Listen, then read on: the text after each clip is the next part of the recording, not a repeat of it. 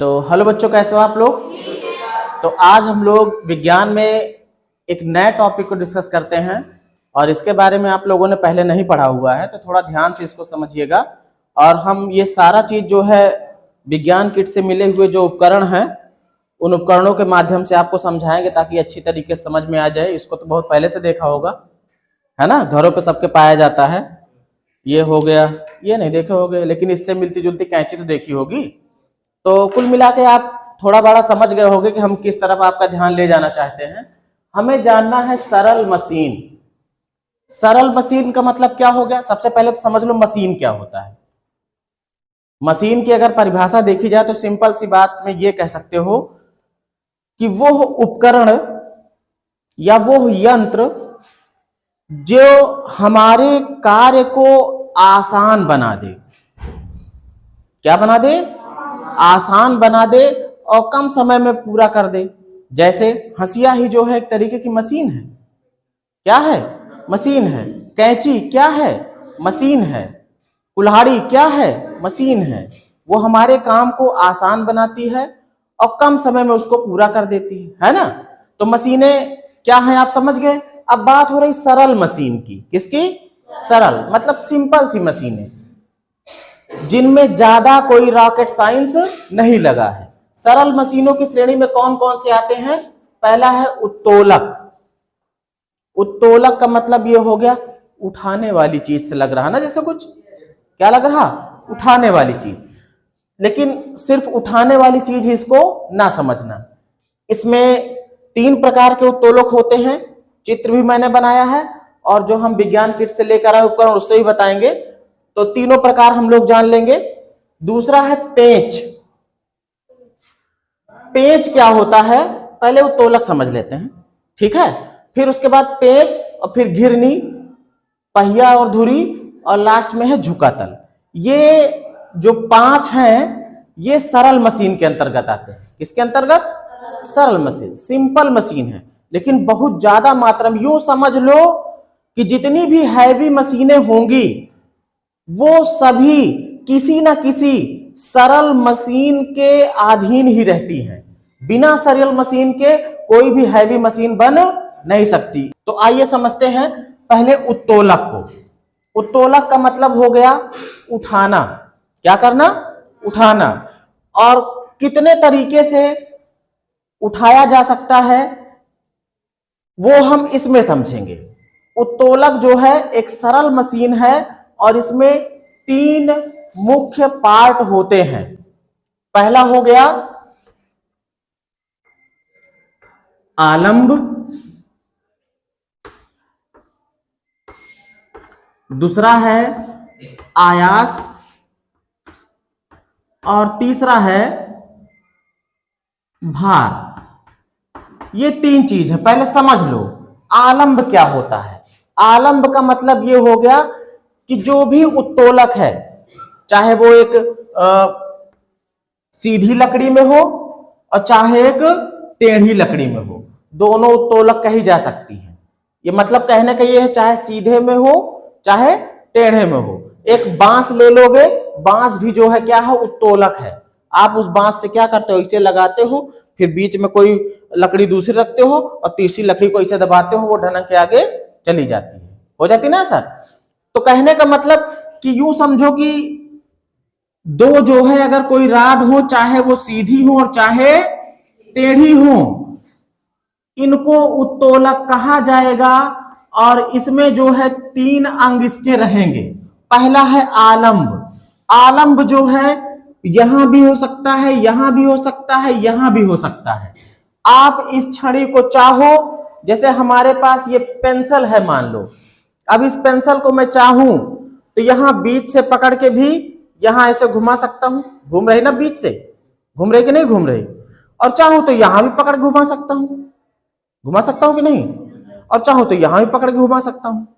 मतलब कहने का यह है कि आलंब वो जगह होती है जहां से पूरा का पूरा उत्तोलक की राड स्वतंत्रता पूर्वक घूम सके। क्या हो सके?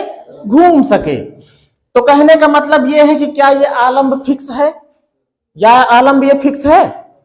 क्या हम यहां से ऐसे भी घुमा घुमा सकते हैं पूरी रॉड को? और क्या यहां से नहीं घुमा सकते? घुमा सकते हैं। और क्या जब यहां हो जाए तो क्या यहां से नहीं घुमा सकते? घुमा सकते हैं ना। कहने का मतलब कि आलंब क्या चीज है ये तो पता है, लेकिन उसकी जगह फिक्स नहीं है। आलंब वो जगह होती है जहां से पूरा का पूरा उत्तोलक घूम सकता है। दूसरा है आयास। आयास का मतलब यूं समझो बल, इफर्ट, ताकत जहां से लगाई जाएगी। जैसे बेटा ये जब मैं पकड़ा था तो घुमाने के लिए ताकत यहां से लगाया था ना, यहां से।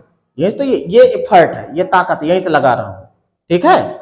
तो ये क्या है? आयास है। क्या चीज है? आयास। आयास का मतलब जो ताकत लगाई जाए वो स्थान क्या होगा? आयास होगा। और ये भी फिक्स नहीं है। ये भी जब जैसे यहां पे आलंब यहां पे हो गया, मान लो हम यहां से ताकत लगा रहे हैं तो यहां वाली चीज उठने लगेगी ना, है ना। अगर यहां से लगाते तो यहां वाली उठने लगेगी। मतलब आयास की भी जगह फिक्स नहीं है। आयास होता क्या है? जहां से हम बल लगाते हैं। आलंब क्या है? जहां से वो पूरा उत्तोलक स्वतंत्र पूर्वक घूम सकता है। भार क्या है? सिंपल सी बात है, जहां पर लोड रखा होगा, लोड। अब लोड यहां भी रखा जा सकता है, यहां भी रखा जा सकता है, यहां भी रखा जा सकता है, ठीक है। वो स्थान जो है फिक्स नहीं रहेगा। लेकिन भार क्या है ये आप जानते हो। अब देखते हैं प्रथम प्रकार का उत्तोलक। किस प्रकार का? प्रथम प्रकार का उत्तोलक। यहां पे मैंने प्रथम प्रकार का उत्तोलक ले लिया है। यहां पे देखो बना हुआ है कैंची, बना हुआ है ना। किसको कहेंगे प्रथम प्रकार का उत्तोलक ये समझ लो। जब आलंब बीच में हो और आयास और भार अगल बगल, मतलब जब आलंब आयास और भार के बीच में हो तो प्रथम प्रकार का उत्तोलक। जब आलंब किसके बीच में है? आयास और भार के बीच में। जब आप कैंची चलाते हो, जैसे मैं इसी को चला रहा हूं स्पैचुला को, तो यहां से देखो, यहां से ये फ्रीली घूम सकता है ना, इसकी राडें दोनों घूम सकती है ना। यही तो वो जगह है जहां से घूम रही हैं। तो ये तो जहां से घूम सकती है वो तो आलंब है। क्या है? आलंब। अब अगर हमको कोई चीज पकड़ना होगा तो हम इसमें पकड़ने के लिए मान लो इसी को पकड़ रहे हैं, तो यहां से पकड़ रहे हैं ना, तो ये हमारा क्या हो गया? लोड हो गया। यहां पे लोड हो गया और हम ताकत कहां से लगा रहे हैं बेटा? यहां से। ये आयास हो गया। आयास और भार के बीच में आलंब है, यहीं से तो घूम रहा था ये, देखो ये है ना। तो आयास और भार के बीच में अगर आलंब है तो प्रथम प्रकार का उत्तोलक। कैंची हो गया, स्पैचुला हो गया, ये सब चीजें किस तरीके के उत्तोलक हैं? किस तरीके के उत्तोलक हैं? प्रथम प्रकार की, है ना। अब आ जाते हैं द्वितीय प्रकार का उत्तोलक। ये थोड़ा सा अलग है। और क्या इसमें अलग है समझ लो। इसमें जो है आलंब और आयास के बीच में भार हो जाता है। आलंब और आयास के बीच में क्या हो गया? भार। अभी बीच में कौन था? आलंब था। अब इसमें क्या है? भार है। ये कैसा यंत्र हो गया भाई? इसमें जैसे ये मान लो हमने बोतल ओपनर लिया है, देखा होगा ठंडा कोका कोला की बोतल खोलने वाला आता नहीं, तब इसे लगाते हैं, फिक से मारते हैं। तो बेटा उसमें ताकत कहां से लगाई? यहां से लगाई ना। हाँ, तो आयास तो आपका यहां हो गया, ठीक है। बोतलियों तो बीच में फंसी रहती है, रहते ना बीच में। और जो ढक्कन का वो अगला सिरा होता है वहां आगे से भी पकड़े रहता है ना।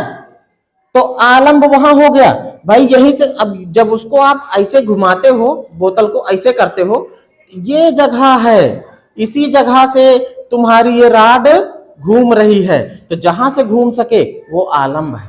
वो क्या है? आलंब है। तो आलंब हो गया यहां पे, है ना। यहां से हम ताकत लगा रहे हैं, आयास हो गया। और बोतल की ढक्कन इसमें भार का काम कर रही है, ऐसे खट खुल गया, है ना। घिरनी, ये होती है घिरनी। यहां पे देखो, बहुत सिंपल सी मशीन है और पहले के जमाने से ही लोग इसको जान लिए थे, इसके प्रभाव को। तो इस पहिए भी इससे इसी मतलब सिद्धांत पे हैं। और जैसे कुएं से पानी निकालना होगा तो क्या करोगे आप? ऐसे पानी खींचोगे, बहुत ताकत लगेगी। और वही रस्सी ला के इस पे चढ़ा दो और इससे खींचते चले जाओ, बड़ी आसानी से आ जाता है। इसका मतलब इसने हमारे काम को आसान बनाया घिरनी ने, है ना। और जो हमारे काम को आसान बनाए वो क्या होता है, मशीन होती है। और ये भी उत्तोलक है, बाल्टी का पानी ऊपर उठा के ला रही है। कौन सी श्रेणी का उत्तोलक है, द्वितीय श्रेणी का है। द्वितीय श्रेणी का उत्तोलक कौन होगा, जिसमें भार बीच में होगा।